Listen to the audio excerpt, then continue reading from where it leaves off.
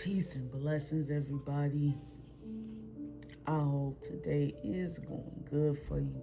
We're going to pick up where we left off in First Corinthians chapter 4. We are starting at verse 8. Already you have all you want. Already you have become rich. You have begun to reign. And that without us. How I wish that you really had begun to reign, so that we also might reign with you. For it seems to me that God has put us apostles on display at the end of the procession, like those commanded to die in the arena. We have been made a spectacle to the whole universe, to angels as well to the human beings. We are fools for Christ, but you are so wise in Christ. We are weak, but you are strong. You are honored, we are dishonored. To this very hour we go hungry and thirsty. We are in rags. We are brutally treated. We are homeless. We work hard with our own hands. When we are cursed, we are blessed. When we are prosecuted, we endure it. When we are slandered,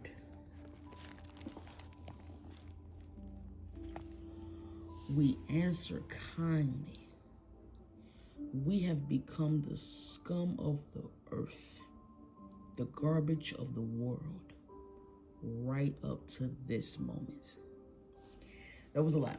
It's definitely a lot going on down here. It's definitely a lot happening there. Just for a small content, I'm hoping y'all go back and read it for yourselves, but just for small content, it's going down, man. The Corinthians, they wildin'. These boys over here thinking they got that wisdom right now. They bugging. And Paul like, oh, for real? Like that? Like, I didn't know that you had it. Like, pretty much, bro, he's being sarcastic or something. It's like, really? I did not know. Like they really acting like they him right now.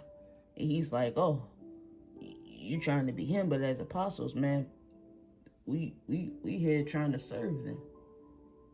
And not just them, but everyone. That's what they own. They've removed themselves. And these cats ain't doing nothing but putting themselves up on pedestals right now. So Paul is pretty much giving, like, he pushing back a little bit. He's doing it loving, he's doing it in a kind way, but he's doing it in a sarcastic way, realistically, man. But he giving a little pushback right now. Because they kind of tripping. Like, even up here in the beginning when they're talking and he's expressing what's going on. And honestly, it made me think about King David. Like, I mean, a couple of bosses that I've had. Like, I've had a lot of jobs. And I think we can always tell the difference between a good manager and a bad manager, and a good owner and a bad owner. And realistically, to me, it's always like been the thing where you can always see the difference, right? You got some manager or some boss that's always hooping and hollering and giving you crazy wild assignments to finish in time frames that ain't even reasonable, like just ridiculous stuff, as opposed to actually helping you to get these situations and these tasks done. That ain't what they own. They just want to point the finger, rule over you, control you, and boss you around. Again, if you ask me, a good manager, a good owner, a good boss, like King David, he was for the people, bro. He wasn't for himself. He was known as the shepherd, God's people. He was referred to as God as a man after his own heart. Like, bro was the king, but a servant of his people. And that's what he kind of like stayed on, do it all. You know what I mean? Like, and I think that's what's happening here. That he's trying to explain to them, like, no, you got it twisted, man. And Wheel it back in a little bit. Let me help you out. Wheel it back in a little bit. And then when we get down here to the bottom, at 12, where he's saying we work hard with our hands. When we are cursed, we are blessed. When we are prosecuted, we endure it. When we are slandered, we answer kindly. When we become the scum of the earth and the garbage of the world, right up to this moment.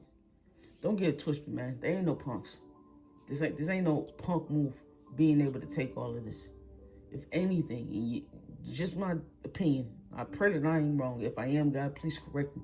But if you ask me, I feel like they are operating in a great deal of sanctification that's rooted in self-control, man. Seriously. Like, seriously. I was a serious hothead most of my life, ready to put these paws on somebody in a heartbeat.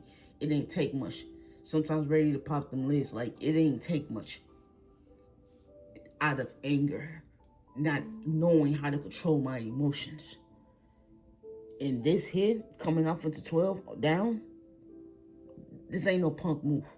This is when you seriously got your eyes set up on Christ and you move in the way that he wants you to move. And you got that peace that he can only give you type deal. So I hope that wasn't too much. I think this is kind of long. I do apologize for that. Please go back and read it, man. As I tell y'all, I ain't no teacher. I'm just a reader. Please go back and read this for yourselves. I love y'all.